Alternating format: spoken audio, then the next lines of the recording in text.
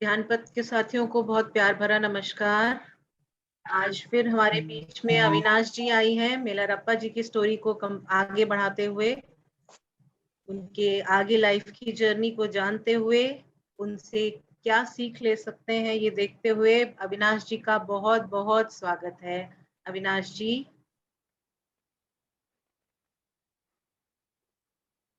धन्यवाद डिम्पल जी और सभी साथियों को मेरा प्यार भरा नमस्कार।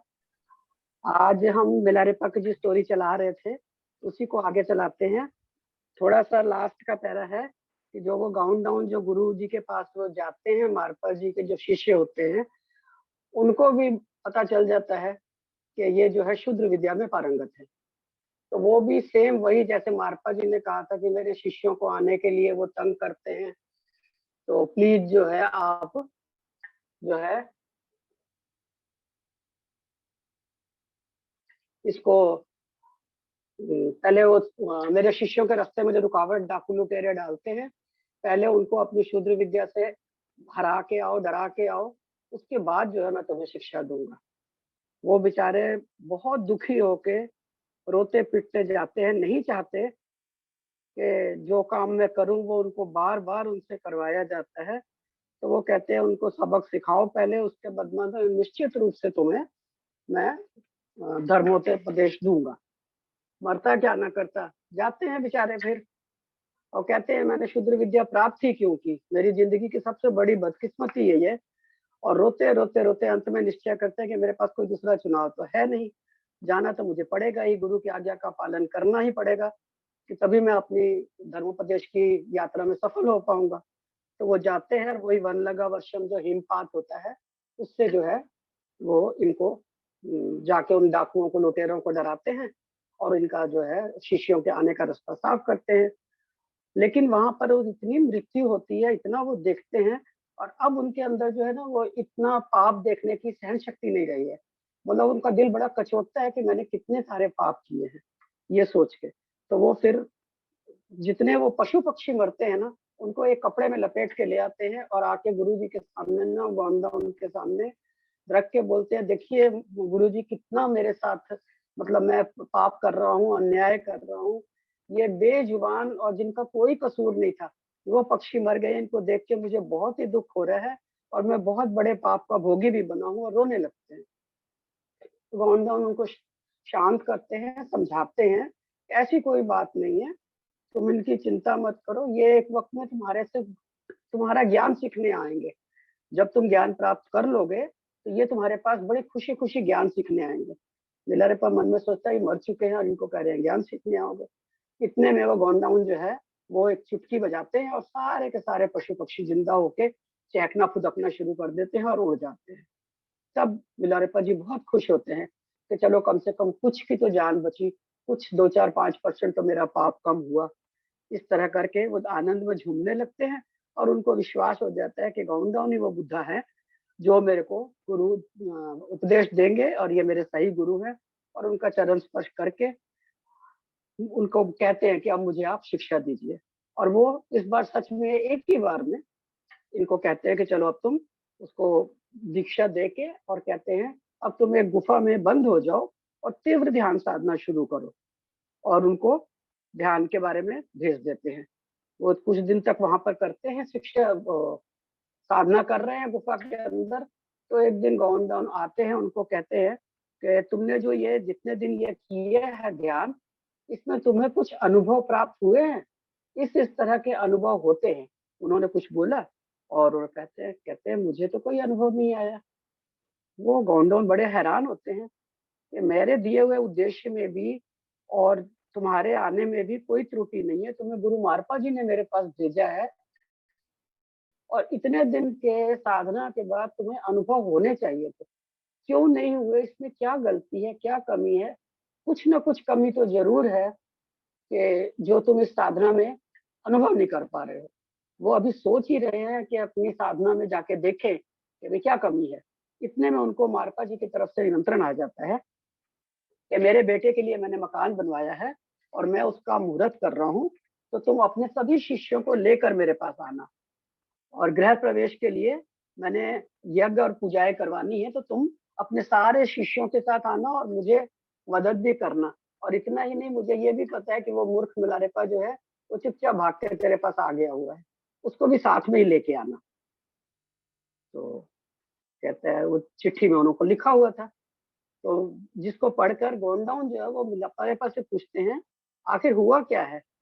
तब मिलारेपा जो है वो पूरी घटना बताते हैं कि ऐसे-ऐसे वो मुझे उपदेश देने में मतलब अड़चनें डाल रहे थे, कभी मकान बनवा, कभी तोड़वा, कभी ये कर। तो इस तरह उनकी माँ पत्नी का जो है मेरे ऊपर बड़ी स्नेह दृष्टि थी, कृपा दृष्टि थी। तो जो कुछ भी उन्होंने मुझे दिया वो सब मैं लेके आ गया था, जिससे आपको ये लगा कि गुरु मार्पा ने ही मुझे भेजा है। असल में मुझे गुरु पत्नी ने भेजा था। तो उनको सब कुछ पाप पता चल जाता है और कहते हैं सदगुरु की स्वीकृति और कृपा के बिना आध्यात्मिक मार्ग में हम कुछ प्राप्त ही नहीं कर सकते। और यही कारण था कि मैंने तुम्हें धर्मोपदेश के लिए गुफा में भेजा, ध्यान के लिए, साधना के लिए, लेकिन तुम्हें कुछ अनुभव प्राप्त नहीं हुए क्योंकि तुम झूठ बोल के मेरे पास आए थे। कहते चलो अब कुछ नहीं, अब तो हमने वहां जाना है, तो अब तुम्हें ध्यान के अनुभव जो नहीं आए हैं आके फिर देखेंगे। चलो अब गुरु मार्पा क्या जाने की तैयारी करते हैं।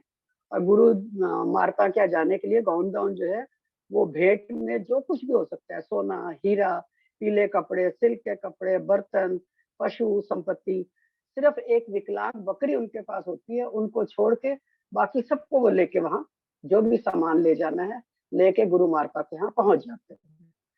वहां पर जाके मिलोरेपा जो है मार्पा के पास जाकर क्षमा की मांग करते हैं और गुरु मार्पा जी बड़े क्रोधित होकर उसको देखते हैं। वो मिलोरेपा कहते हैं अब तो फिर हुई मेरी पिटाई, वो भाग जाते हैं वहां से। गाउन बहुत ही विनम्रता से कहते हैं गुरु जी, मैं आपके लिए मेरी सारी संपत्ति को उपहार में लाया हूँ। जिसको सुनते ही मार्पा जी कहते हैं तुम असत्य कह रहे हो, तुम तुम्हारी सारी संपत्ति को मेरे लिए उपहार में नहीं लाए हो। तुमने घर पे एक विकलांग बकरी छोड़ दी है, उसको क्यों छोड़ा? उसको भी तो लेके आना था, जाओ और उसको भी लेके आओ। गाउन तक जाते हैं, उस समय गुरुओं की अवज्ञा करने की प्रचलन था ही नहीं चलन। तो जाते हैं और वो विकलांग बकरी को फिर लेके आते हैं। दूसरे दिन गुरु मारपा जी हाथ में लकड़ी पकड़े हुए क्रोध में गुरु गाउन की ओर देखते हुए प्रश्न पूछते हैं, मेरी अनुमति लिए बिना मिलारेपा को तुमने दीक्षा क्यों दी? गुरु मारपा को क्रोध में देखते हुए गाउन सिहरते हुए डर से कहते हैं, गुरु जी आपका भेजा हुआ पत्र, उसमें लगे हुए आपके हस्ताक्षर, आपकी मोहर और उसके साथ ही आपका पत्र और नरोपा जी जो हमारे गुरु हैं, आपके गुरु हैं, उनकी जपमाला और छड़ी सब कुछ मेरे पास भेजा गया था, जिससे यह पूरी तरह पता लग रहा था कि मिलारेपा को भेजने वाले आप ही हैं। इसीलिए मैंने ये सब समझने के बाद ही मुझे दीक्षा देनी पड़ी। अगर मुझे ये पता होता कि ये चीज़ें ऐसे नहीं हुई हैं, आपने नहीं किया है, तो मैं तो ये साहस भी नहीं कर सकता था कि आपके ना भेजे हुए बंदे को मैं दीक्षा देता।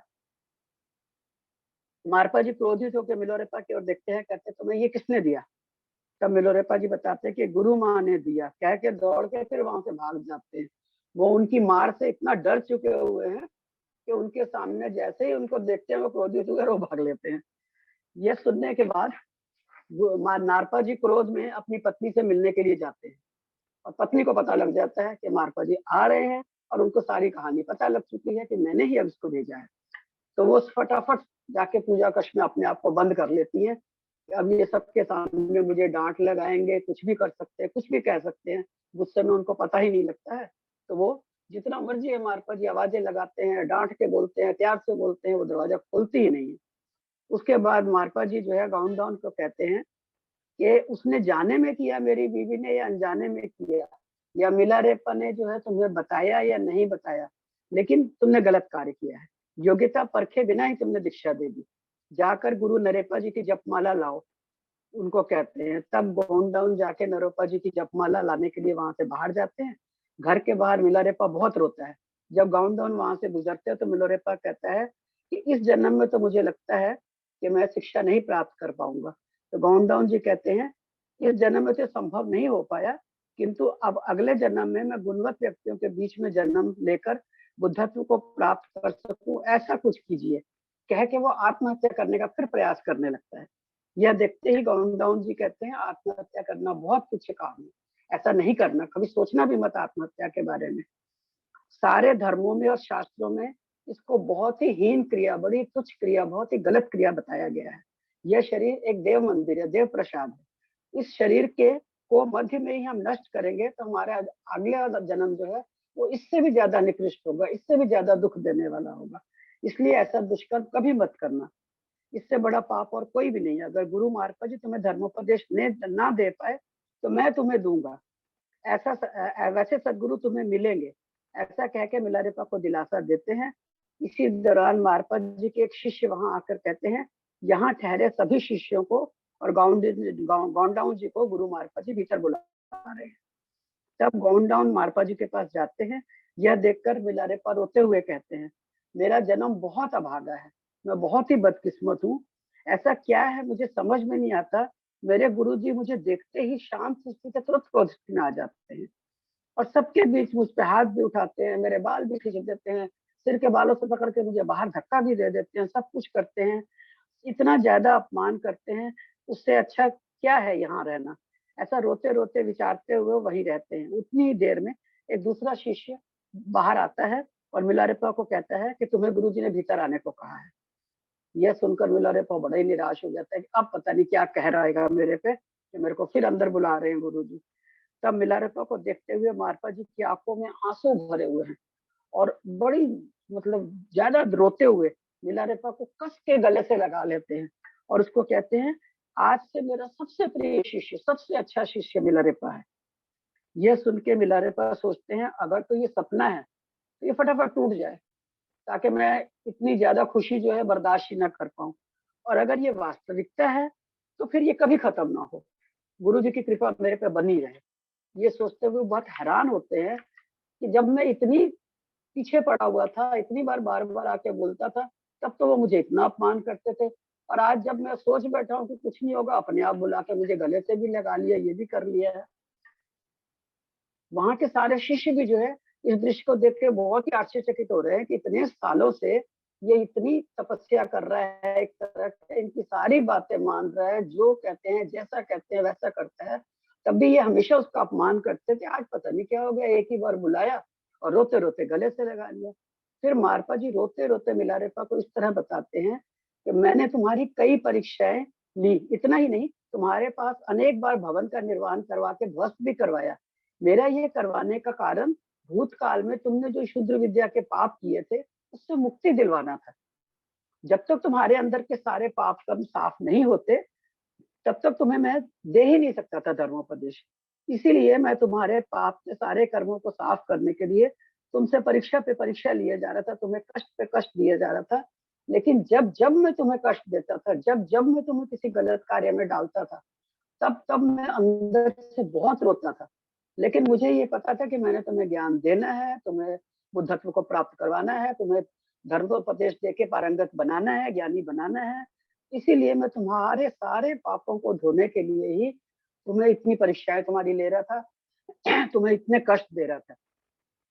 इतना ही नहीं, तुम्हारे आने के एक दिन पहले एक देवी माँ ने मेरे स्वप्न में आकर कहा था कि एक बहुत ही अच्छा शिष्य तुम्हारे पास आ रहा है जो आध्यात्मिकता में बहुत उन्नत स्थिति को प्राप्त करेगा।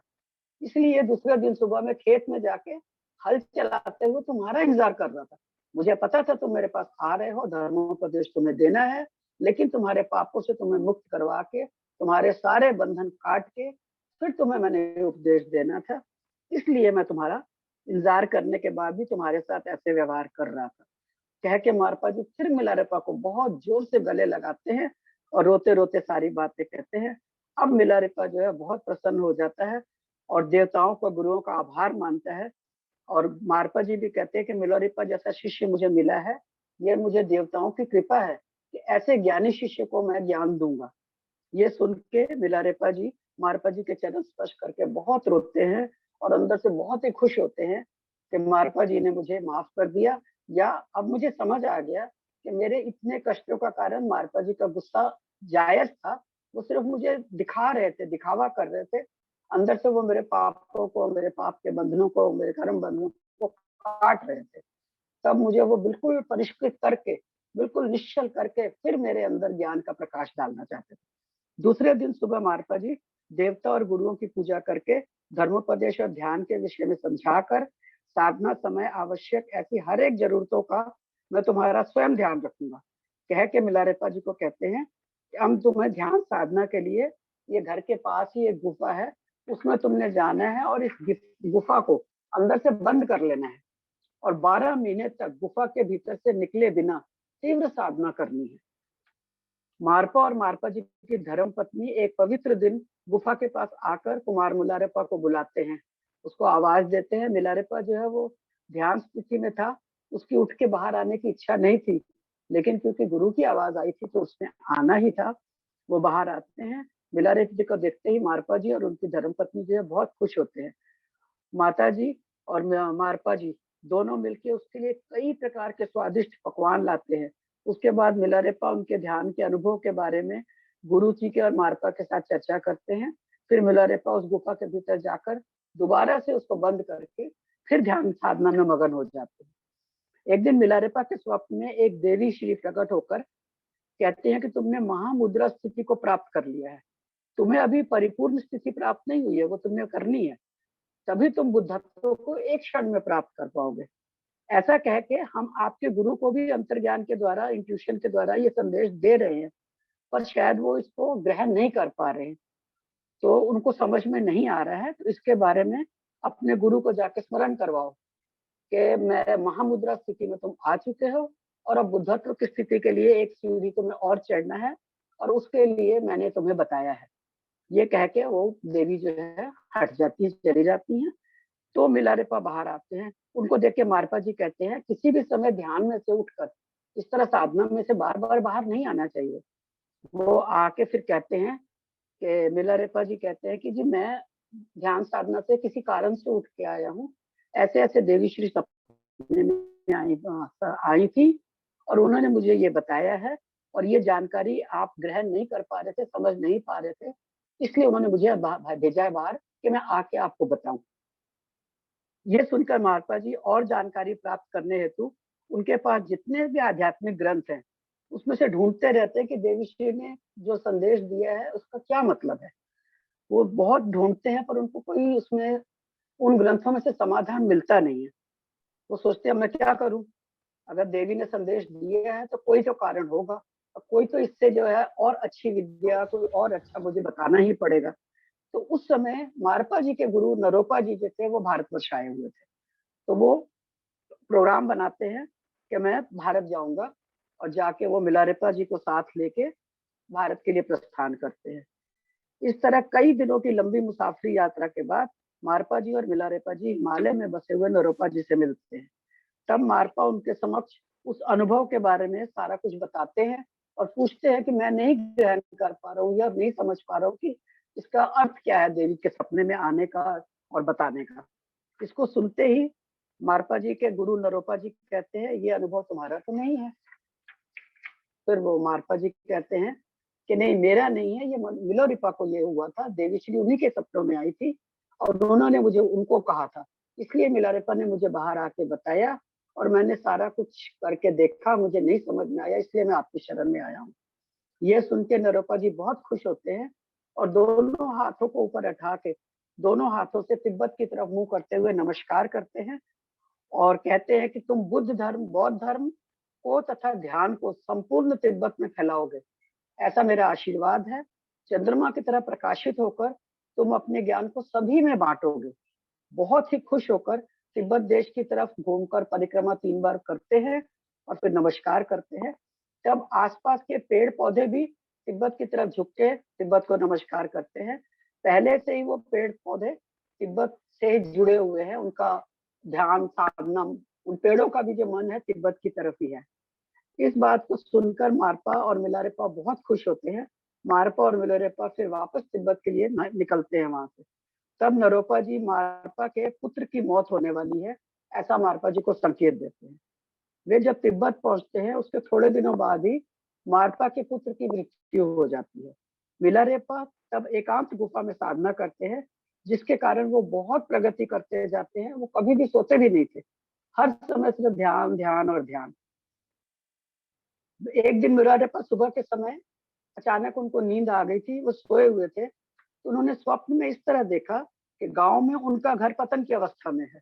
वहां के पवित्र लिपियों का नष्ट होना, उनके पूरे खेतों में बेकार पेड़ उपजे हुए हैं, बेकार के घास फूस उगते हुए हैं, मिलारेपा की माँ की मृत्यु हो चुकी है उनकी बहन पेटा जो है वो पागल होकर गलियों में घूमती रहती है शहर में, और बहुत ही बुरा हाल उनके घर का और उनके परिवार का हो चुका है। इस सपने को देख के एकदम वो घबरा के नींद से जाग जाते हैं और बहुत परेशान होते हैं और बहुत दुखी होते हैं। उनकी माँ और बहन को देखने की उनकी इच्छा होने के कारण वो गुफा की दीवार तोड़कर मार्ता के पास आते हैं और उनको सारी बातें बताते हैं। और उसी समय हाँ, मार्ता जी उस समय गहन निद्रा में सोए हुए हैं। अब गुरु को उठाने की हिम्मत भी शिष्यों में नहीं होती थी। तो वो क्या करते हैं कि वहां थोड़ी दूर खड़े होके अपनी सारी बातें जो उन्होंने सपने में देखी थी उसको एक गाने के रूप में गाते हैं। उनका गाना सुनते सुनते सुनते जो है मार्पा जी की नींद खुल जाती है और मार्पा सुनने के बाद सारा कुछ कहते हैं। जब तुम आए थे तो तुमने ये कहा था कि घर से किसी भी प्रकार का आशय नहीं है। अब तुम्हारा मन अगर घर पर आ गया है तो तुम्हें घर जाना है तो तुम जा सकते हो। फिर जब तुम लौट कर आओगे तब तक मैं प्रगाढ़ निद्रा में चला गया हूँगा, मतलब मैं समाधि में जा चुका हूँगा।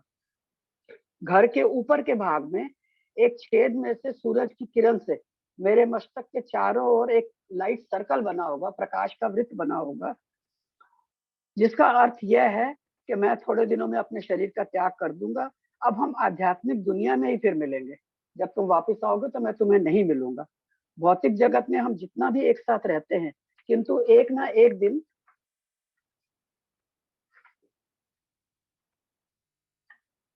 हमें तो यहाँ का साथ छोड़ना ही पड़ेगा। ऐसा कह के मारपा जी उनकी धर्मपत्नी और शिष्यों को बुलाकर मिलारेपा को विदा करने की तैयारियां करते हैं। दूसरे दिन सुबह मारपा जी के घर के आसपास के प्रांत को सजाते हैं। मारपा जी की धर्मपत्नी बहुत स्वादिष्ट भोजन पकाती है।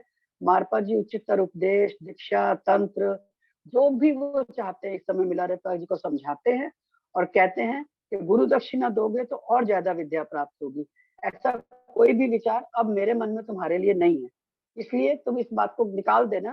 तुम्हारी गुरु दक्षिणा सब कुछ हो चुका है। मेरे पास जितनी भी शिक्षा थी, जितना भी ज्ञान था, मैंने तुम्हें पूर्ण रूप से दिया है। इसलिए अब तुम जो अपने मन में किसी तरह का गुरु दक्षिणा का मलाल मत रखना। भौतिक रूप से तुम सब किसी भी प्रकार का उपहार दो, ऐसी मुझे अब कोई आशा नहीं है। गुरु के लिए सच्चे अर्थ में उपहार क्या है? गुरु के द्वारा दी गई विद्या का अभ्यास करना। मेरी दी हुई विद्या का तुम कितने अच्छे से अभ्यास किया है, मैं तुम्हारे प्रति बहुत खुश हूँ। तुम तुम्हारे पास आने वाले काबिल शिष्यों को यह विद्या सिखाना। ऐसा कह के मारपा देवता और गुरु जी की पूजा करके एक पात्र में नैवेद्य को रखते हैं, प्रसाद। तब उस पात्र के चारों ओर प्रकाश की बेहतरीन किरणें फैल जाती हैं। यह देखकर मारपा बहुत ही महत्वपूर्ण शुभ सूचक है कह के पात्र में से थोड़ा सा नैवेद्य वो खुद स्वीकार करते हैं और बाकी सारे का सारा मिलारेपा को दे देते हैं। कहते तुम इस प्रसाद को ग्रहण करो, ये तुम्हारे लिए ही है। तब मिलारेपा वो पूरा प्रसाद खाते हैं। उसके बाद मिलारेपा को मारपा जी ध्यान और ध्यान से संबंधित अनेक सलाह, अनेक सूचनाएं मतलब देते हैं। उनका मन ही नहीं भर रहा है कि मैं मिलारेपा को और क्या ज्ञान दे दूं, कुछ छूट तो नहीं गया, कि उनको ये पता है कि इसके आने तक मैं रहूंगा ही नहीं, तो मैं इसको कोई ज्ञान और नहीं दे पाऊंगा। तो जो जो उनके अंदर से उमड़ता आ रहा है वो उसको बार बार उसको बताते जा रहे हैं, ताकि वो ज्ञान की अपने अंदर का सारा भंडार जो है मिलारेपा के मन में, आत्मा में डाल देना चाहते हैं। इतना ज्यादा उनको उससे प्यार आ रहा है, इतना ज्यादा उसके ऊपर श्रद्धा आ रही है कि ये मेरा जो शिष्य है वो पूर्णतः संपन्न हो जाए ज्ञान से, कोई उसके अंदर कमी ना रह जाए। और उसको कहते हैं कि अब तुम जाना और समय को बातों में व्यय मत करना, तुम्हें अभी बहुत कुछ हासिल करना है। ऐसा कह के मारपा जी मिलारेपा को एक चिट्ठी देते हैं, कागज देते हैं कि एक समय ऐसा आएगा जब तुम्हें किसी मुश्किल का सामना करना पड़ेगा और तुम्हें कोई रास्ता नहीं सूझेगा, तुम बहुत घबरा जाओगे, बहुत तुम्हें कष्ट होगा और तुम सोचोगे मैं क्या करूं क्या ना करूं। जब ऐसी स्थिति आ जाए तब इस कागज को खोलना और जो भी उस मुश्किल की घड़ी का उपाय होगा तुम्हें इस कागज में मिलेगा। और उसके अलावा उसको करना, उसके अलावा छोटी मोटी चीजों से घबरा के इस कागज को मत खोलना। ये तुम्हारी विशेष मुश्किल की परिस्थिति के लिए मैं तुम्हें लिख के दे रहा हूँ। नीलारोपा को विदा करने के लिए सभी लोग गांव की सीमा तक जाते हैं। तब मारपा जी की पत्नी रोते हुए कहती है कि जैसा तुमने सोचा था वैसे ही प्राप्त कर लिया है। कह के थोड़े से वस्त्र उसको उपहार में देती है। कहती है तुम्हारी भक्ति को, श्रद्धा को, विनम्रता को देखते हुए मैं तुम्हें बहुत छोटा सा उपहार दे रही हूँ।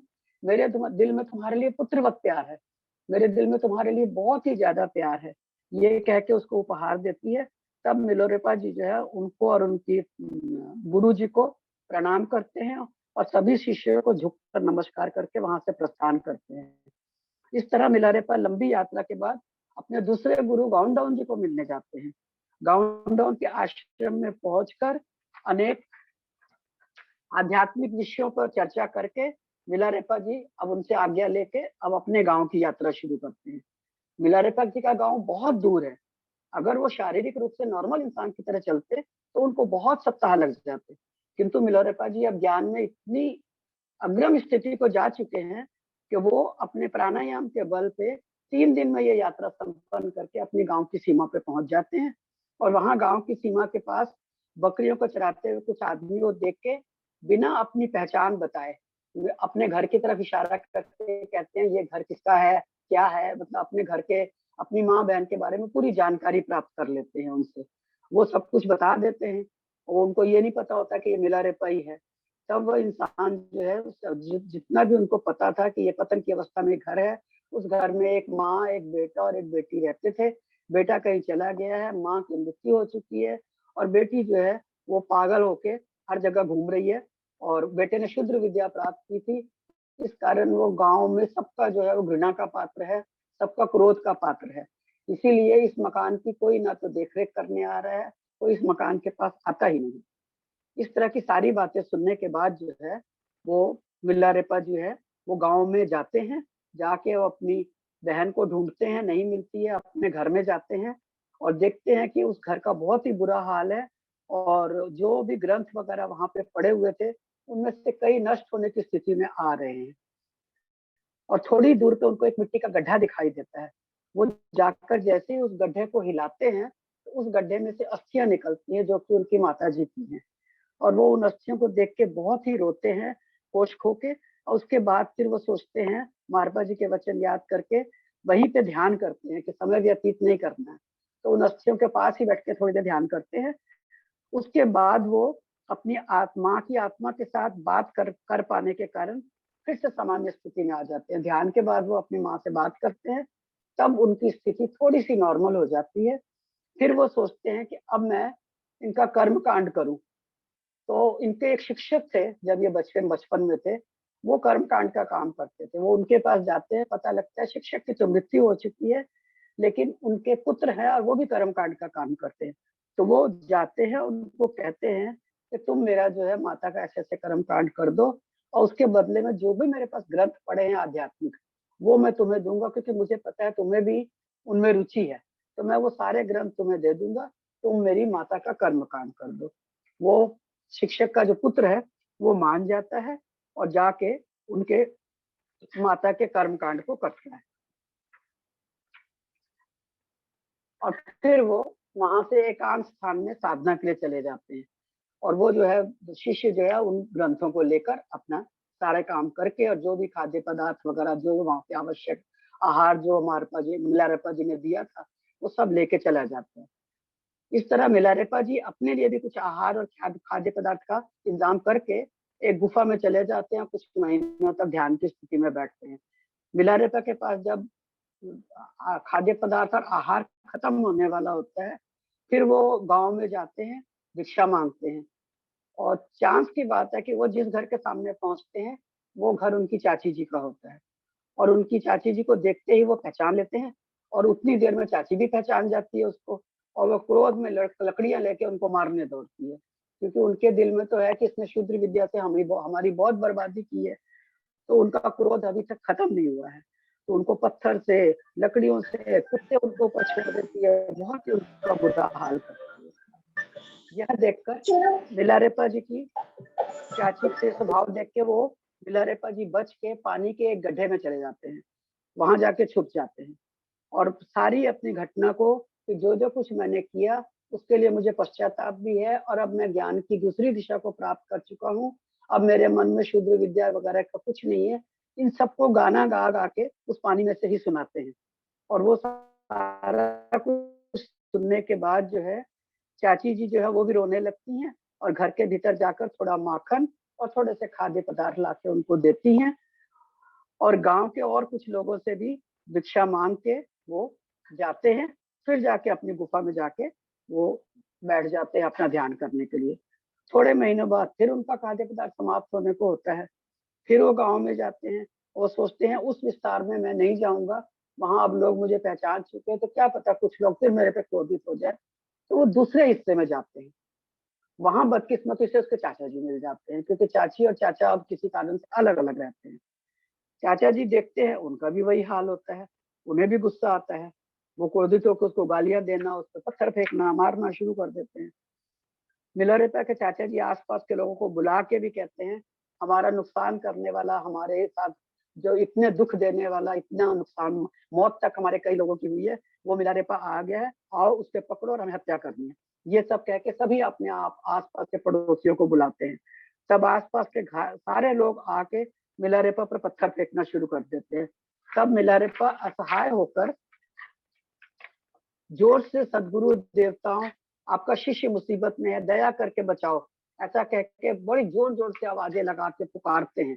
मिलारेपा की वर्तमान परिस्थिति को जानकर गाँव के प्रजाजन मिलारेपा के चाचा जी के प्रयासों को रोकते हैं, उन्हें समझाते हैं कि अब ये क्षुद्र विद्या वाला मिलारेपा नहीं रहा, अब ये ज्ञान प्राप्ति वाला मिलारेपा हो गया है, तो इसको इस तरह मत करो। और समझा के फिर लोगों उनको थोड़ी भिक्षा देते हैं। वो आहार, खाद्य पदार्थ लेके वो गुफा में जाते हैं और अब सोचते हैं कि यहाँ से दूर की किसी गुफा में जाना चाहिए। यहाँ तो जब भी फिर आता हूँ तो मेरा जो है ध्यान जो है बँट जाता है, पुरानी बातें मुझे याद आ जाती हैं, तो इसलिए मैं अब यहाँ नहीं रहूँगा, कहीं दूर जाऊँगा। और वो फिर अपने स्वप्न में आए हुए एक अनुभव के कारण थोड़ी देर उनको कुछ वहीं ठहरना पड़ता है और फिर वो सोचते चलो मैं गुफा में जाता हूँ, ध्यान करता हूँ। वो फिर ध्यान में बैठ जाते हैं।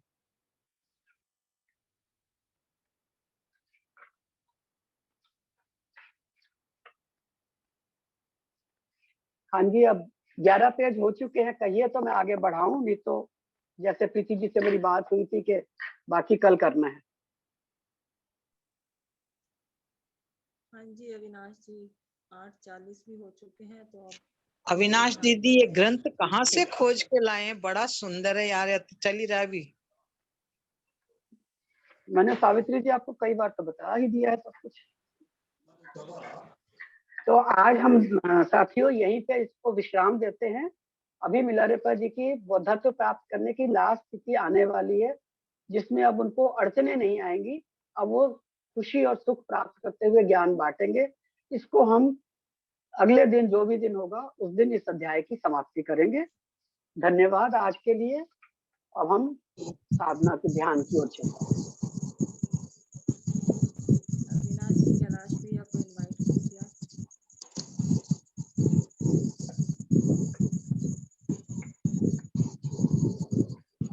अविनाश जी, आवाज नहीं आ रही किसी की। हेलो अविनाश जी, आवाज नहीं आ रही किसी की। अविनाश जी बहुत कैलाश धीरे भैया को अविनाश जी इनवाइट कीजिए। आवाज आ रही है, बस और कुछ नहीं। कैलाश भैया को इनवाइट कीजिए ध्यान के लिए। किसको? कैलाश जी को। अच्छा ठीक है। सभी साथियों फिर से मेरा प्यार भरा नमस्कार। आज के मिलारेपा जी के अध्याय के बाद अब हम ध्यान करेंगे, जिसको हमारे बहुत ही अच्छे ध्यान साधक प्यारे कैलाश जी जो है वो करवाएंगे, जिसमें सभी मगन हो जाते हैं, बहुत आनंद आता है। तो आइए कैलाश जी, स्वागत है आपका बहुत बहुत।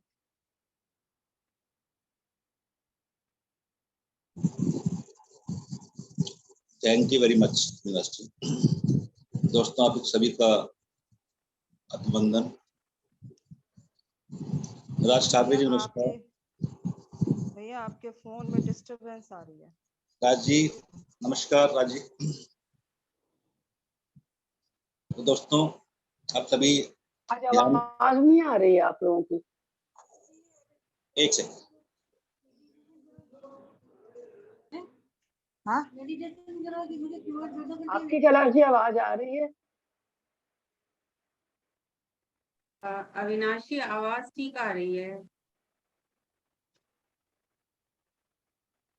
पर मुझे नहीं आ रही है। अब थोड़ी सी ठीक आई है। कैलाश भैया बात म्यूजिक करें मीना चलाना जी? है। जी जी जी भैया म्यूजिक चलाना है। जी दोस्तों, आप सभी सुखासन में बैठ जाएं, अपनी हाथों की उंगलियों क्रॉस कर लें, अपनी आंखें बंद कर लें। अगर चश्मा घड़ी उतार सके तो ज्यादा अच्छा रहेगा, सुविधाजनक रहेगा।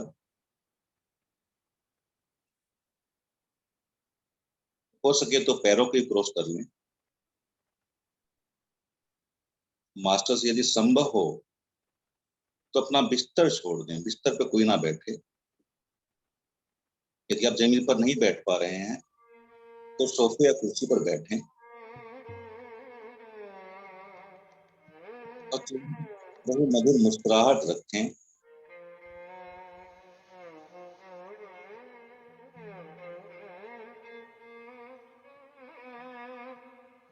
ध्यान अपना पूरा अपनी आती और जाती हुई श्वासों पर।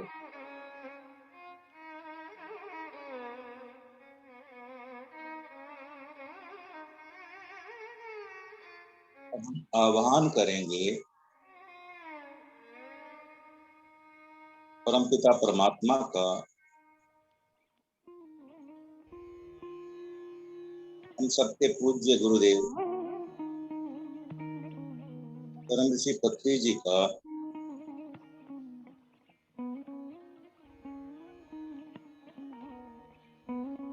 संत मिलारेपा जी का, संत मारपा जी का,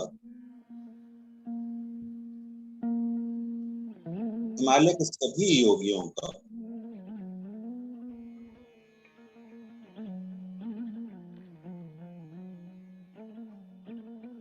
ग्रेट सेंट्रल सन का,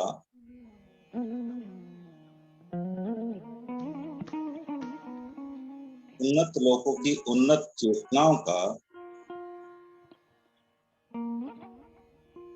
अपनी अपनी पूर्ण आत्मा का, अपने गार्जियन एंजल का,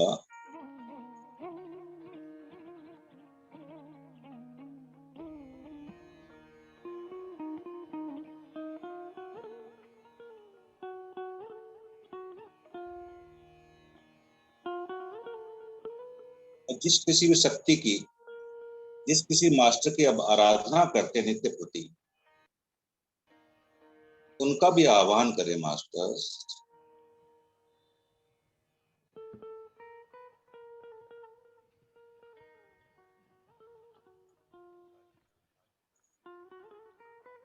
और अब अपना ध्यान अपनी आती और जाती की श्वासों पर।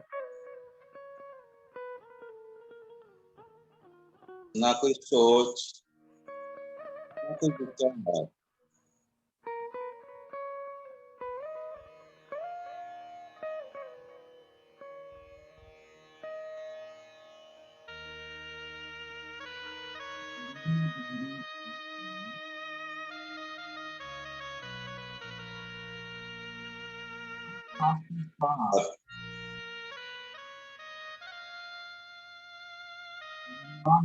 सारी एनर्जी को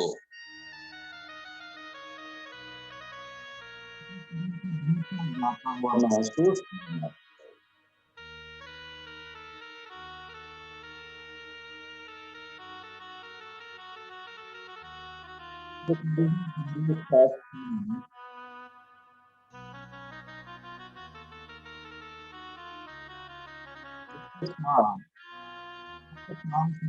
नकारात्मक बाहर आ रही है।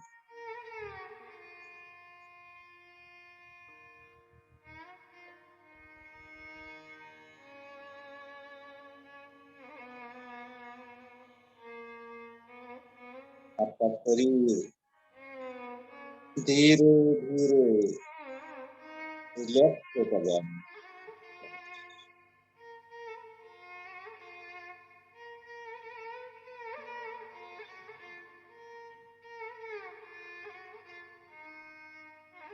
अब आप ध्यान अपने पैरों के दोनों अंगूठों की ओर लेकर आए।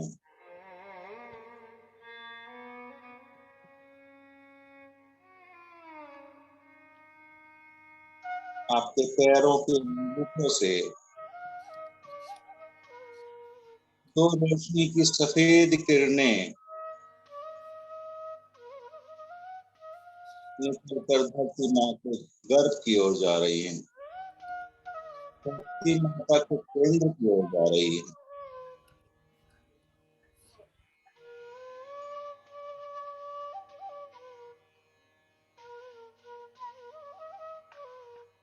दोनों रोशनी की सफेद किरणें आगे साकार हो गई।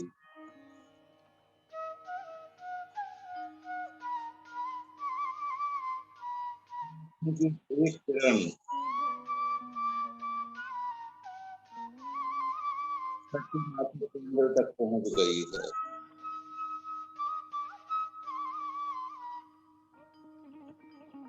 रोशनी की इस किरण के साथ साथ आपके शरीर की सारी नकारात्मक ऊर्जा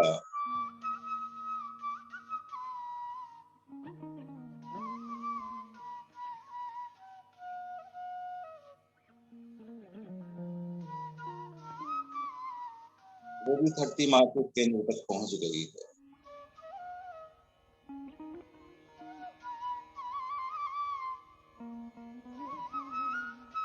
धरती माँ के आशीर्वाद से, उनकी कृपा से सारी नकारात्मक ऊर्जा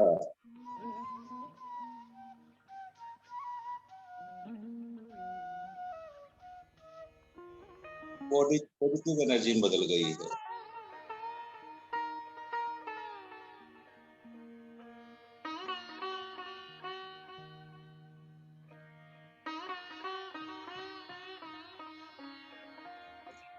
एनर्जी उस रोशनी के साथ वापस आपके शरीर की ओर आ रही है। बस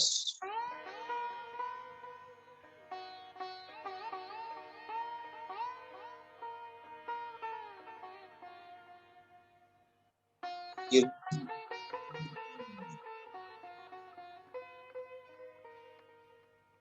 धरती माँ की ऊर्जा को लिए हुए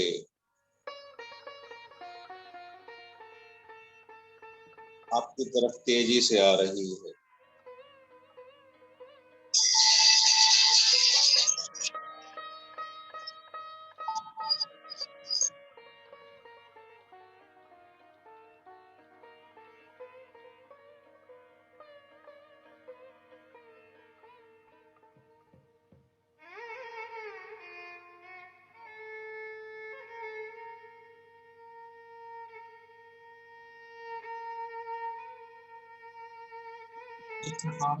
ऊर्जा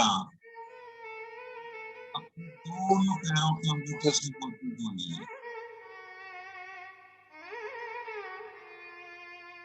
दोनों पैरों में प्रवेश कर गई है।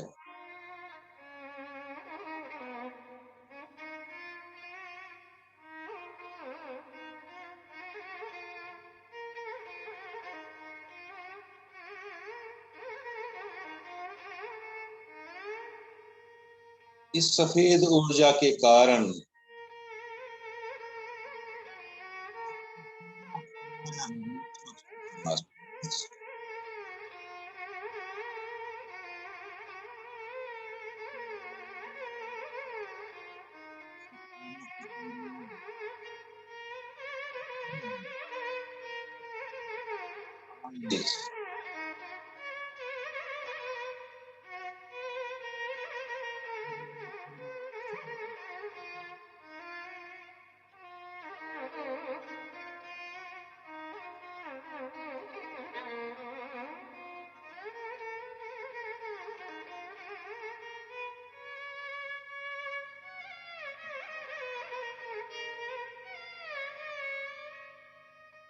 आपके जेनिटल पार्ट्स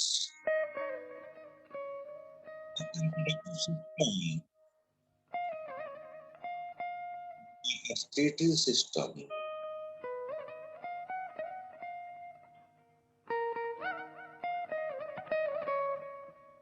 आपका digestive system,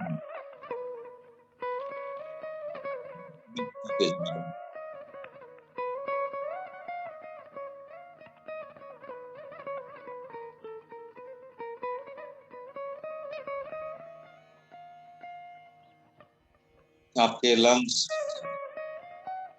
आपकी heart,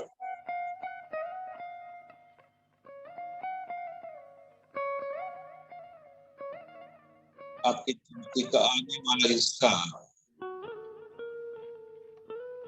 कमर, सभी रिलैक्स होने जा रहे हैं मास्टर्स।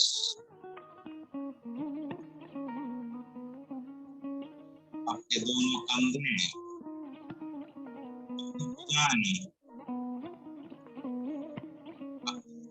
उंगलियां सब रिलैक्स हो चुके हैं। इनसे महसूस करें मास्टर्स,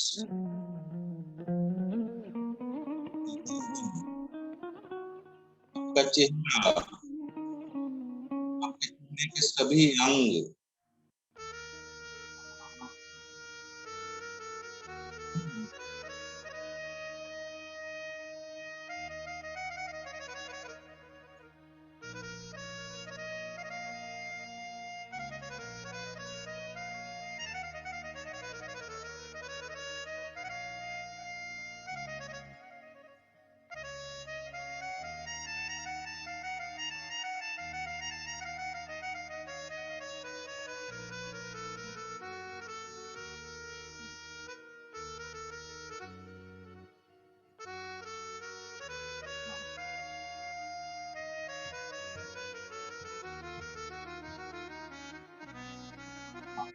पूरी तरह से जाती है।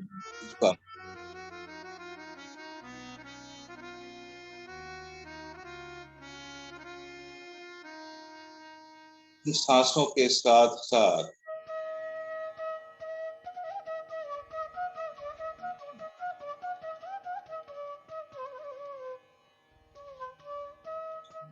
दुनिया में उतरते जाएं मास्टर्स।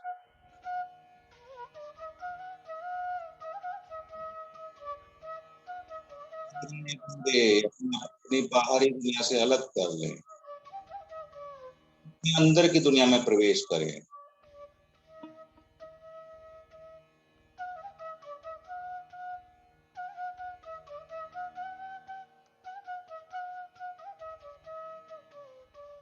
संत मिलारेपा की ऊर्जा आपके साथ है।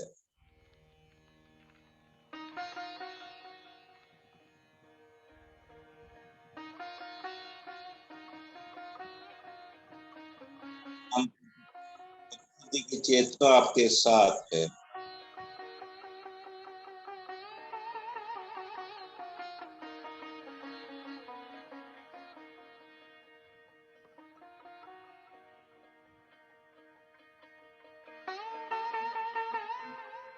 मास्टर्स,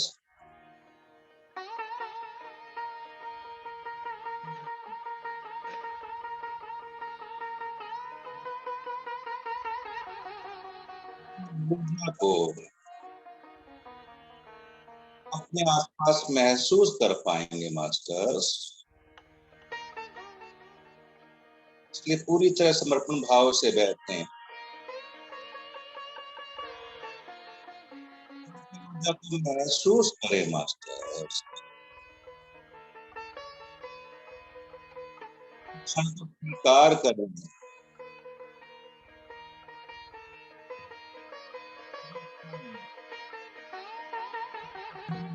सब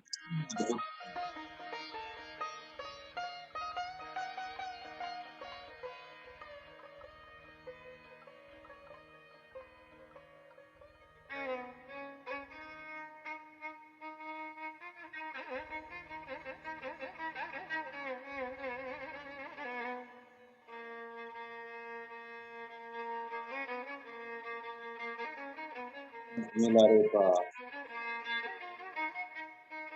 कहीं नहीं गए मास्टर। तो हम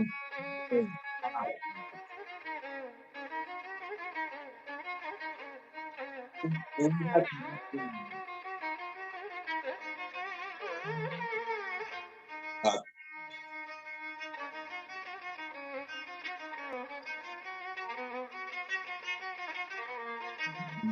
साधना में बैठते हैं,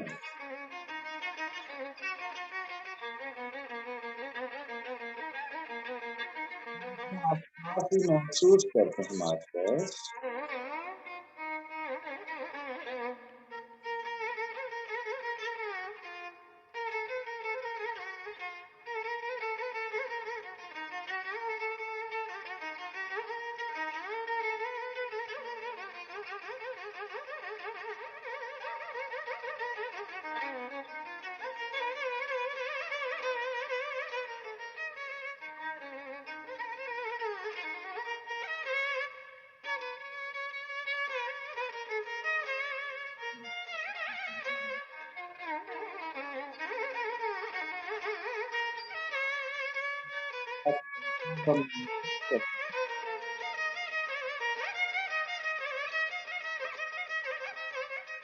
आपस में देख पा रहा हूँ,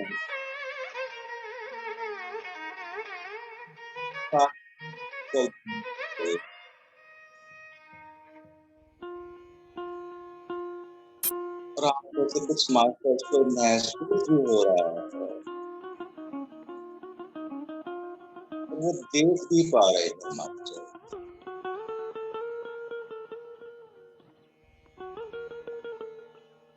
और यदि आप में से कुछ साधकों को ऐसा कुछ महसूस नहीं हो पा रहा है, तो भी चिंता ना करें कि जो भी शब्द आप तक पहुंच रहे हैं, यूनिवर्स के माध्यम से इन शब्दों पर विश्वास करें मास्टर्स।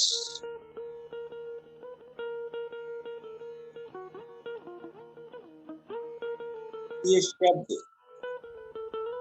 एक व्यक्ति के नहीं हैं,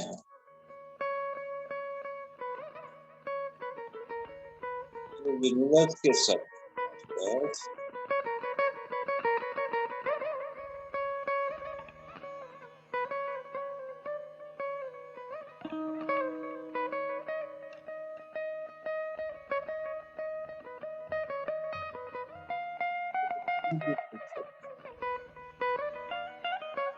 मिला रहता के शब्द हैं,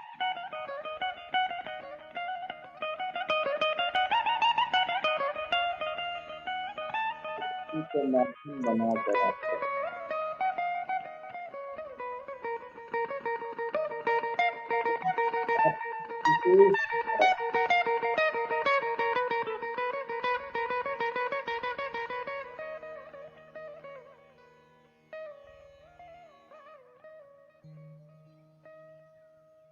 तभी तो आप इस प्रकार साधना में मग्न हैं।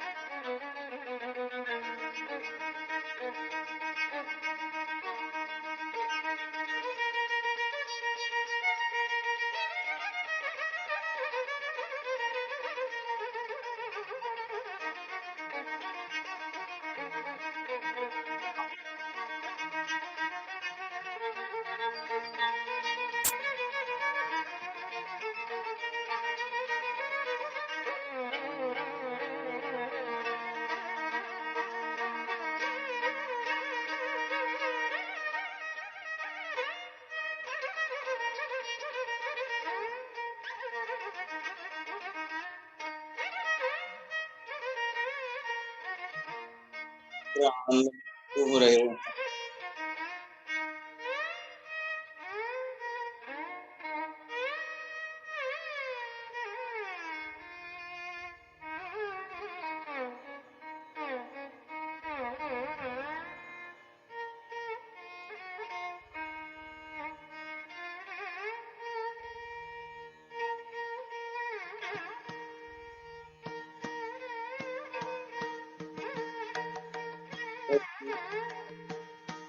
मजेदार।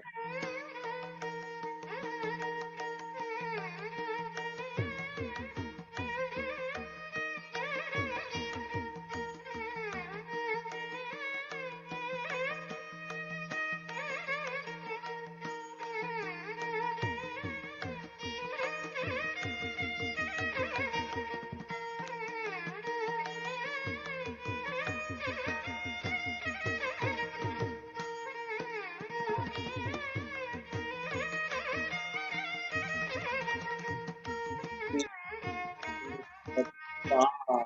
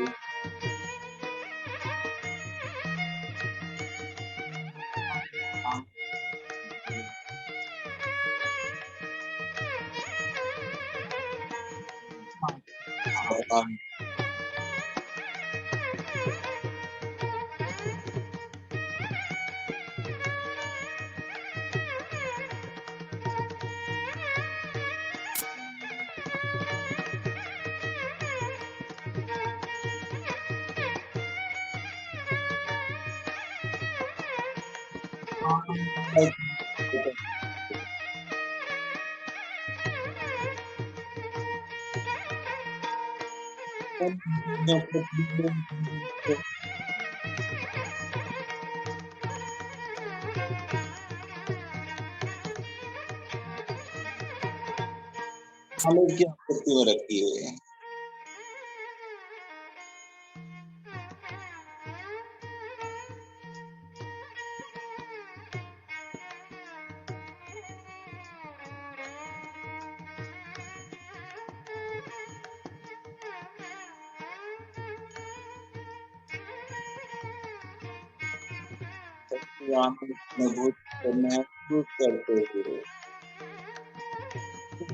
महसूस करते हुए शरीर